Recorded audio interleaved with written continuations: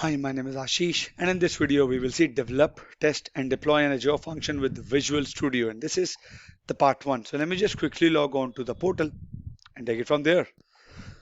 Okay, I'm logged on to the portal. Okay, now, just an introduction before we started. Serverless architecture makes use of infrastructure provided by the cloud. We don't have to provision, manage, scale, and maintain any machinery or networks.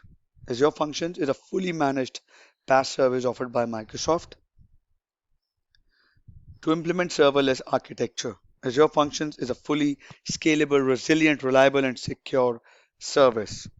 Now imagine that you are a senior web developer in a research role for an online luxury watch dealer, and you are building a website based on Azure Web Apps.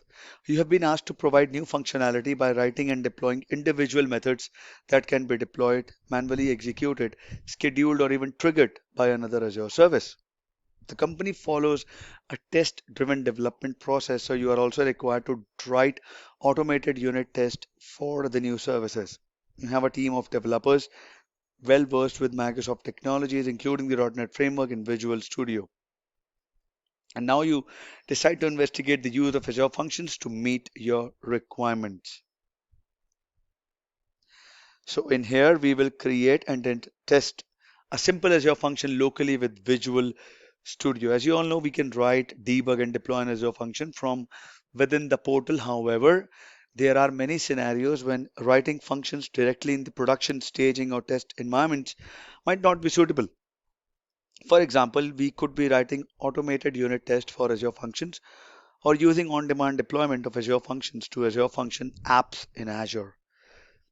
Additionally, many developers prefer to use their favorite code editor and development tools rather than the environment provided by the Azure portal. Developing functions with Azure with Visual Studio enables us to manage Azure Functions code with code of other services. So, if I would create and test the function locally with the Visual Studio, I will create Azure Function app using the Azure Functions template and the Visual Studio. So if I launch Visual Studio,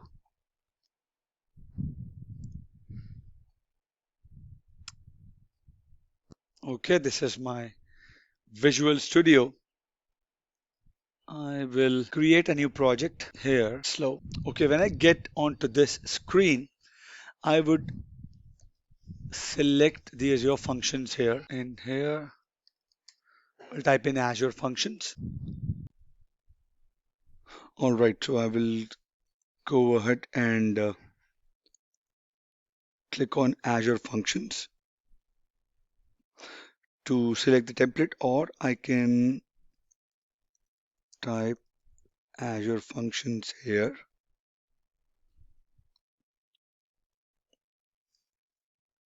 Come on.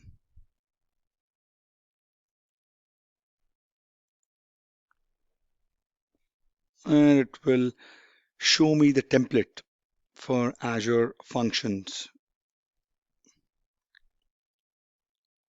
It will take some time.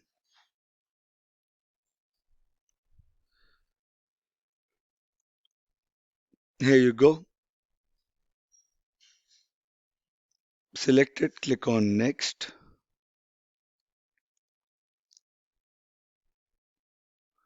And in the project name, type in Watch Portal Function. I'm taking this name. You can take any other name. And for the location, you can select any convenient location. The solution name would be default to watch portal function, which is my project name. Make sure that this is not selected. Place solution and project in the same directory and click on create.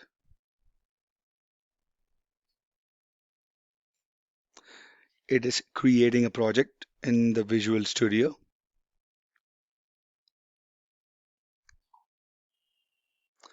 And when you get onto this screen. Create a new Azure Functions application. Click on HTTP trigger.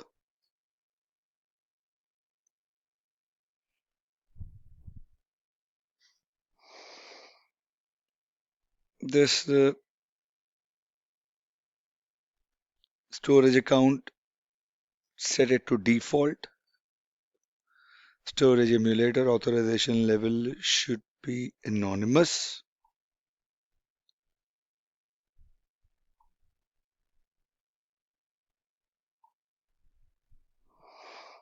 HTTP trigger. Click on next.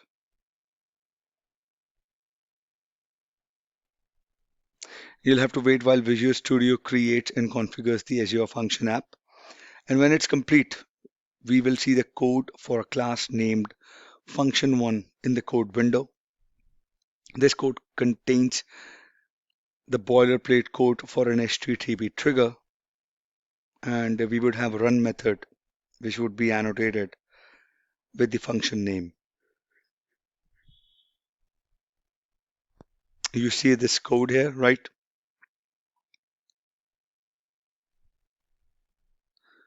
And this is the code that I got for this function.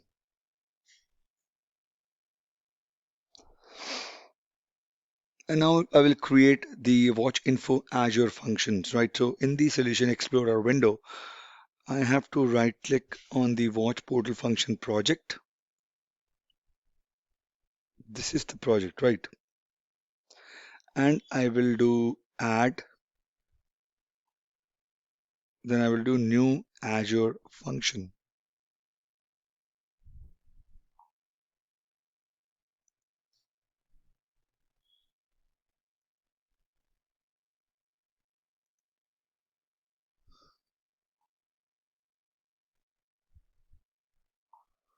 Not here, wait. So I clicked on add new item and I will search it for the Azure function. Let's see if we get one. No.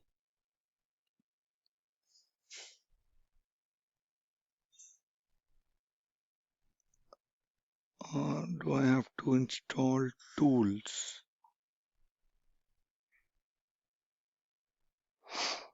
Wait a sec, I'll do it and come back. All right, so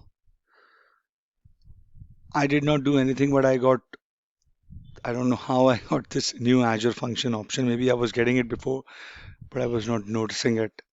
Click on new Azure function.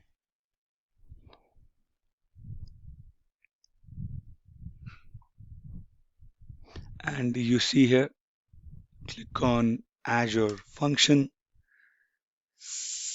then click on add, select HTTP trigger, authorization level is anonymous, click on OK. Okay, Visual Studio creates a new Azure function and adds it to the Azure Function app. This function has the same boilerplate code as function 1. So if you would, function 1 would have the same code, function 2 would also have the same code.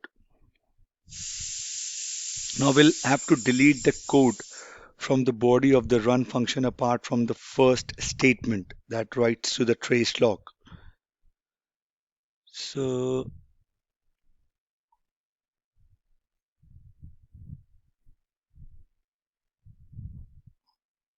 this is your function 2.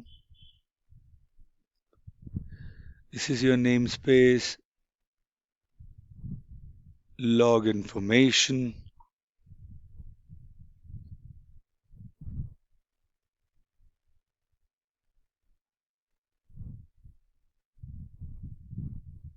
So I will delete this code. Okay. And I will add the following code. I'll just paste it. to the body of the method. Now this code that I will write would read the model parameter from the query string from the URL of the HTTP request. The code then retrieves the details for this model of watch.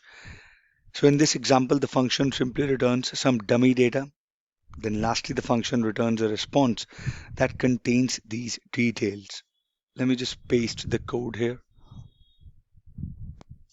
Okay, so I pasted this code. Retrieve the model ID from the query string. If the user specified a model ID, find the details of the model of the watch and use this dummy data. Now we will have to test the Azure function locally. So on the debug menu, we'll do start debugging. So if I go here, I'll do here.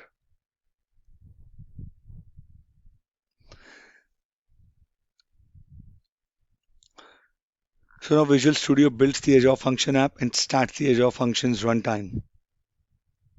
So we will see a window appear displaying messages as runtime starts up like this. When the runtime is ready, you will see a list of the HTTP functions available and the URL that we can use to trigger each function. So it is starting the Azure Storage Emulator.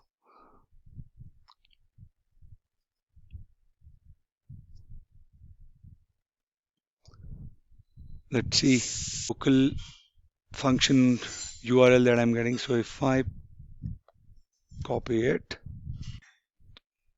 paste it, run it, so please pass a name on the query string or in the request body. I'm just checking it locally.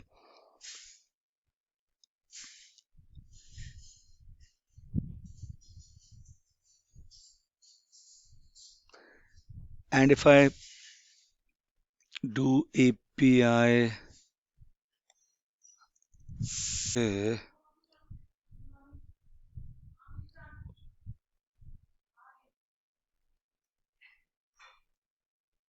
instance ID. So if I do that, okay, I forgot to save the function, the changes that I made. So that's why I saved it and ran it again. Still, I'm getting this option. So if I go to the browser and do this, cannot be found. So locally, this function, it's still not running. Let's wait. So if I close it and leave the function app running, and if I set a breakpoint on the line of the code that retrieves the model from the query string, insert the breakpoint here, and if I debug and do this, set the breakpoint at that line where I get the model. Okay. And if I go to the browser, restart it, still it is not. Okay.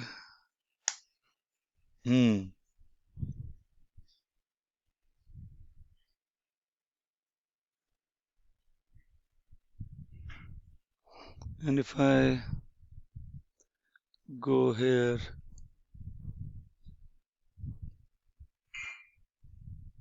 do I have 10?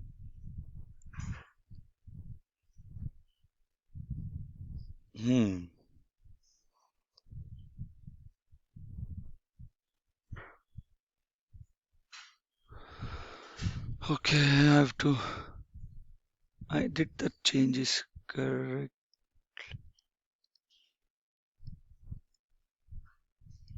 In here as well.